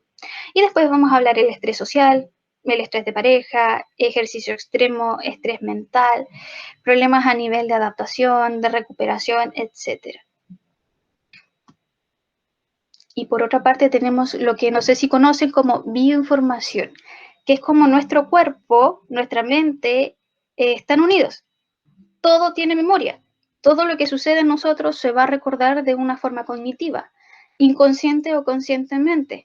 Y eso va a generar, ¿qué? Memoria y recuerdos. Las células tienen memoria. Por algo es que cuando nosotros nos enfermamos o nos resfriamos, prácticamente toda esa información se va a repetir una y otra vez en las células. ¿Para qué? Para estar preparadas en el caso de que si tienen que actuar, van a actuar rápidamente. Y así no se van a quedar con la duda, ni tampoco van a quedar que no tienen nada que hacer. Prácticamente nuestras células siempre van a estar atentas y atacando aquello que no es regular en nuestro sistema. Entonces, ¿qué es la bioinformación? Es la información entre nuestro cuerpo y nuestra mente. Cuando hablamos de mente y cuerpo, hablamos de las células y cómo nuestros órganos también recuerdan. Entonces, si constantemente le estamos dando razones para enfermarnos, constantemente va a decir, sí, dame más razones todavía, te voy a enfermar más. Y así reacciona. Por ejemplo, con la obesidad, con la depresión, con los trastornos a nivel mental, no solamente son cosas a nivel psicológico, sino que también son a nivel físico. Por ejemplo, los cambios en el sueño, en la alimentación, gastrointestinales, a nivel de respiración, cardíacos, a nivel de estado, por ejemplo, de dolor de cabeza, sudoración y así un estado constante repetitivo. Bueno, y eso es un poco de algunas células que tenemos en nuestro cuerpo que nos permiten ver cómo es que estos suben o bajan, van a depender de, por ejemplo, de la regulación emocional, afrontamiento del enfoque emocional, etc. Y esto es importante. Las edades en el sistema inmune existen. Cuando nosotros estamos recién en la guatita de la mamá, principalmente va a depender de cómo nuestra madre se trate a ella misma y trate el embarazo, va a depender de nosotros y nuestra regulación inmune. Sí, es cierto, porque nosotros vamos a adaptar esa información a nosotros. Eso se llama inmunología tanto pasiva como natural o adaptada. Eso quiere decir que si nosotros vivimos en una situación donde nuestra madre se drogaba, donde nuestra madre tenía problemas de depresión, donde nuestra madre tenía problemas a nivel físico, vamos a ver de que eso nos va a afectar una vez que nosotros nacemos. Quizás no en el momento como bebé, pero sí quizás cuando adulto, porque eso se va generando a nivel genético y eso se va también predisponiendo a partir de cómo es que nosotros reaccionamos ante cierta condición. Por ejemplo, se dice que la depresión es un estado donde si la madre lo tiene mientras está en el embarazo, puede pasar ciertos genes al hijo o la hija. Y ahí va a determinar que se genere quizás una determinación inmunológica menor, que haya menos defensas o células para cierto tipo de enfermedades, o que nosotros estemos predispuestos a que nos pase otras enfermedades que la madre tenía. Y así cuando nosotros vamos creciendo, eso se va desarrollando y también se va determinando, como les dije, a partir de nuestra experiencia. Entonces, va sucediendo desde chiquititos hasta el último momento de nuestra vida.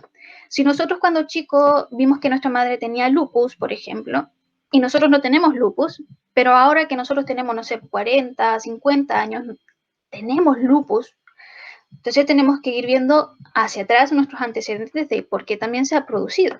Netamente quizás por este proceso genético, pero por otra parte por las precondiciones a nivel de estado psicológico, que por cierto es una enfermedad inmune. Y aquí lo vamos a ver, por ejemplo, con el lupus eritematoso sistémico, con la encefalitis por anticuerpos anti-NMDA, la inflamación en depresión, fibromialgia y artritis reumatoide, esclerodermia, dermatomiositis juvenil y trastornos alérgicos. Y así un montón de otras enfermedades autoinmunes, las cuales, como ya les expliqué, son autodesarrolladas por nosotros mismos y por condiciones que nosotros mismos también teníamos, ¿sí? Entonces, todos estos trastornos o enfermedades autoinmunitarias del sistema inmunológico son netamente porque nuestro cuerpo se está adaptando a ciertas condiciones y al mismo tiempo no puede hacerlo por completo. Y es así como también, por ejemplo, el cáncer es también definido como una enfermedad autoinmune porque hay células que se combaten entre sí mismas y tienen un crecimiento en excesivo que no se pueden controlar y al mismo tiempo no se pueden atacar. Entonces, ¿dónde van? ¿Se queda quizás en una región del cuerpo o van movilizándose a lo largo del cuerpo? Ahí, por ejemplo, los linfomas Hodgkin o los mielomas. Son enfermedades, son cánceres, son tumores, son células cancerígenas que se movilizan a lo largo del cuerpo. Dependiendo de nuestro estado o el tipo de célula que está allí, va a generar que esto prolifere o bien disminuya dependiendo del estado inicial o avanzado que tenga. Ahora, si el cáncer es muy avanzado y resulta que es un linfoma no Hodgkin, es probable que este linfoma, porque los linfomas son pequeños cánceres que van avanzando a través de la sangre y se van quedando en diferentes lugares del cuerpo y van degenerando todo lo que tocan en una forma muy rápida e intensa. Entonces la persona va teniendo no solamente un cáncer, sino varios cánceres a lo largo de su cuerpo. Entonces decimos que en un momento no se trató, es probable que la persona vaya a generar más estas células porque ya está descontrolada y ya dentro de lo que es el proceso sanguíneo ya está totalmente también descontrolado. Complejo, porque estos cánceres no duran más de 5 meses máximo. Yo he visto un máximo 5 meses, sí. Uno me duró 2 meses y otro me duró 1 mes. Los linfomas que tenían eran muy fulminantes, muy fuertes y generó que la persona tuviera obviamente condiciones de estrés mucho más fuertes. Al final la persona, asimismo como el dolor que generaba la enfermedad, generaba también a nivel psicológico. Y eso predispuso que al final la persona no pudiera controlar su estado y falleciera.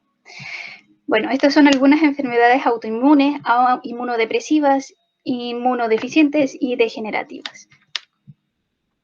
Y aquí un poco el ejemplo. Hombre de 59 años de edad perdió a su esposa, viudo hace 6 meses y no posee trabajo alguno. Vive de allegado en casa de su hija, quien es casada y madre de 3 hijos, sin trabajo y dependiendo de asistencia social. El paciente es diabético e hipertenso, sin adecuada atención a su salud. Además, posee problemas de visión y tiene una úlcera varicosa en la pierna derecha. El paciente se observa desorientado, alopsíquica y autopsíquicamente. A partir de la pandemia en el 2020 ha desarrollado depresión y trastorno ansioso, no tiene mayores redes de apoyo, tiene poca tolerancia hacia el sufrimiento y el dolor y sin embargo se encuentra en tratamiento farmacológico. Desde lo revisado con anterioridad, desde lo que vemos en psiconeuroinmunología, ¿cómo se podría tratar este paciente en cuidados de salud mental y físico, por ejemplo, con respecto a lo que podría ser un tratamiento de rehabilitación o un tratamiento factible para él? Les puse un ejemplo de terapia complementaria. Ahora los dejo a ustedes. La verdad es que me gustaría saber sus opiniones y al mismo tiempo que vayamos viendo cómo tratar a este paciente que está pasando por todas estas cosas y más encima en pandemia, desde el 2020.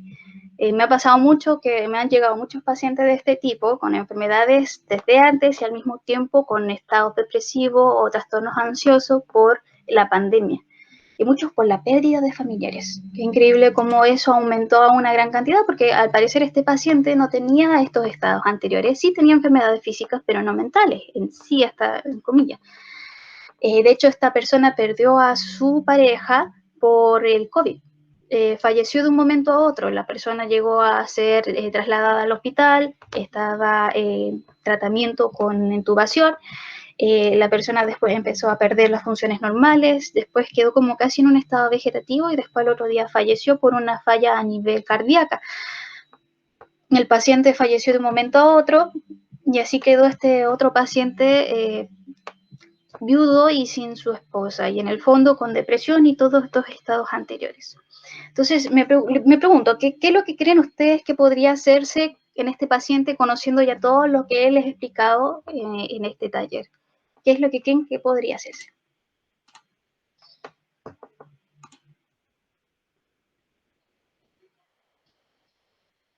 Ah, ¿qué dice? La alopecia aerata.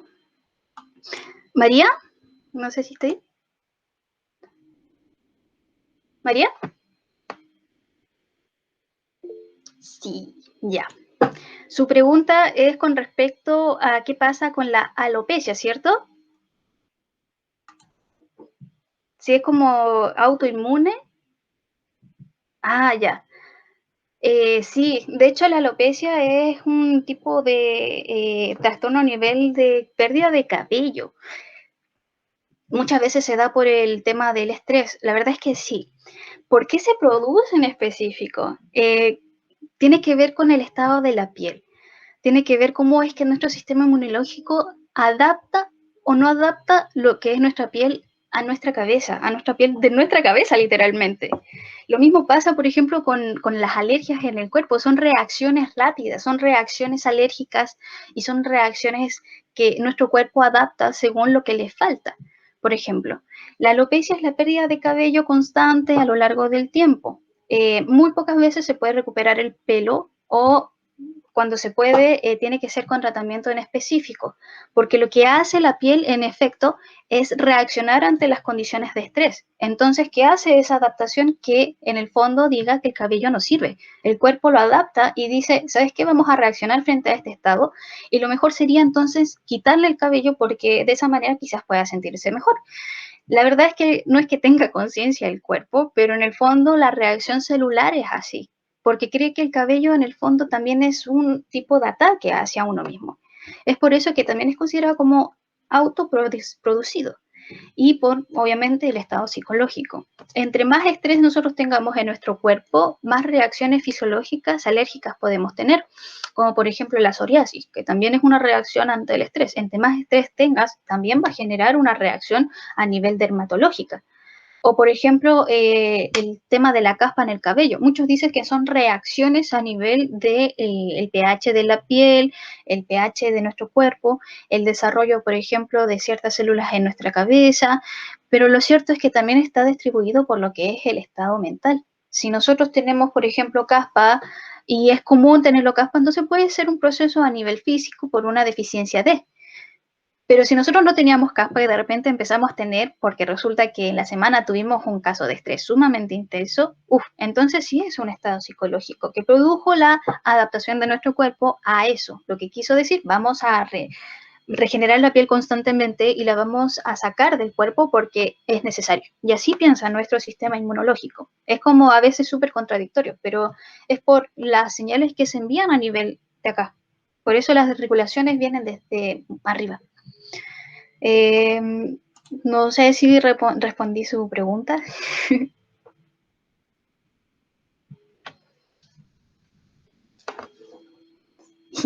Ok. Ok, gracias a ti, María. Bien, este es el ejemplo que les dejé. Desde lo revisado de la psiconeuroinmunología, ¿qué se podría hacer con este paciente? Hay factores protectores y factores de riesgo. Primero tenemos que reconocer qué es lo que sucede con esta persona.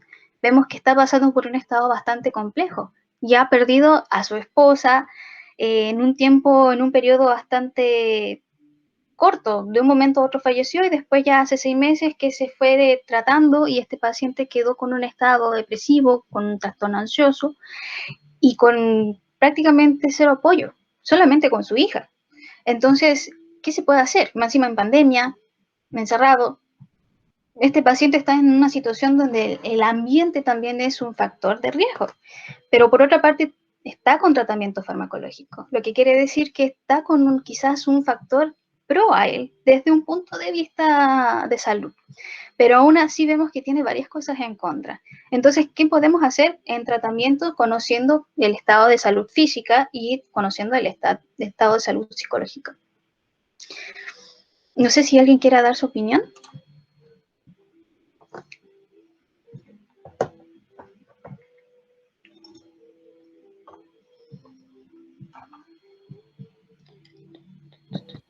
Bueno, a mí se me ocurre que, bueno, lo primero es, asumimos que está en terapia, que puede hacer terapia psicológica y por lo tanto poder escucharlo, poder ver cómo lo podemos ayudar, y creo que es bueno activar algunas redes de apoyo.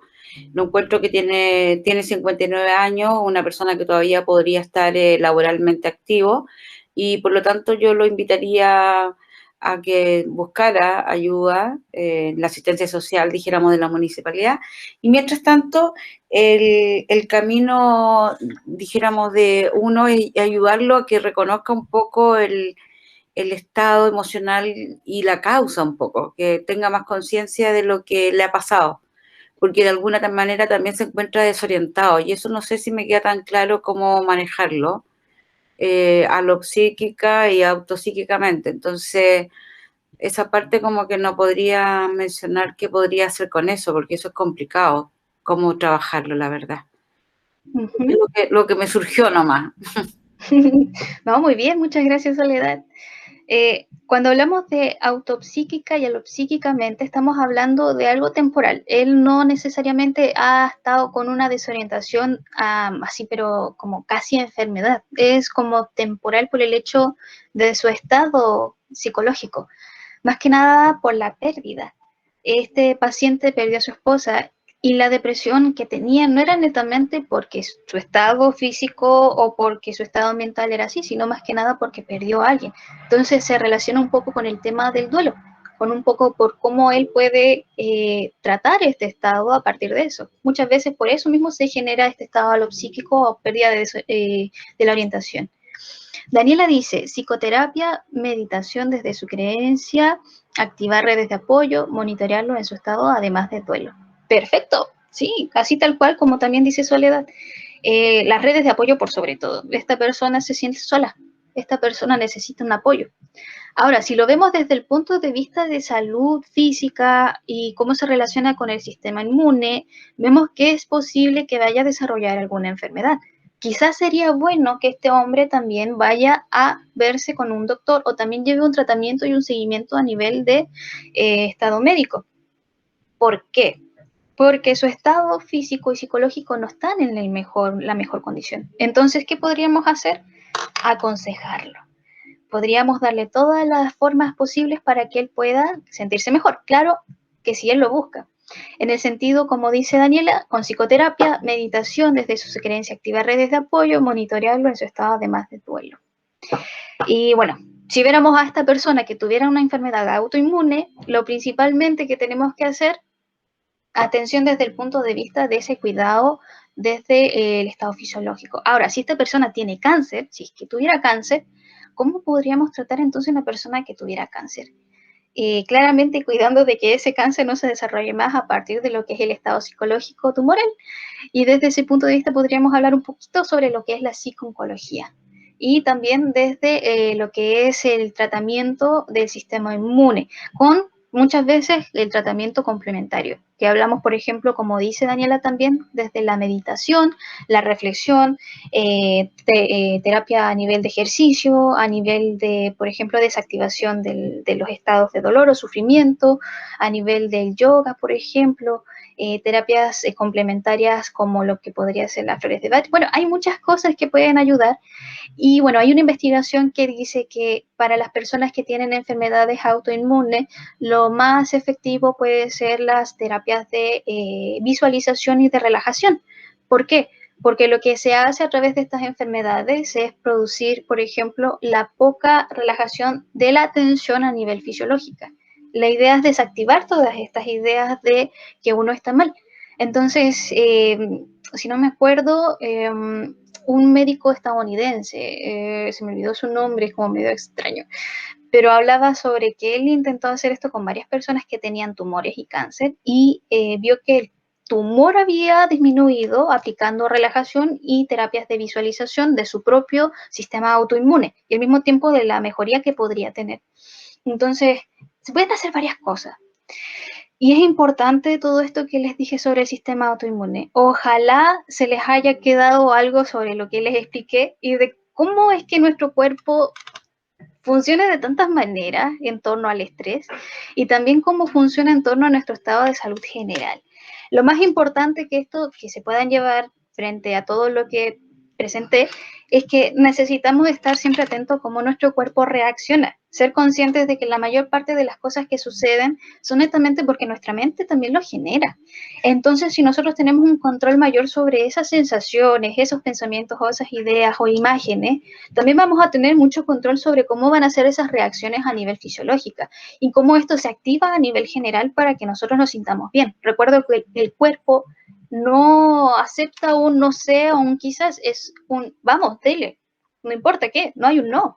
Entonces va a decir, ¿hay estrés? Ok, generemos más estrés. O hay mucho estrés, entonces ¿cómo lo podemos combatir?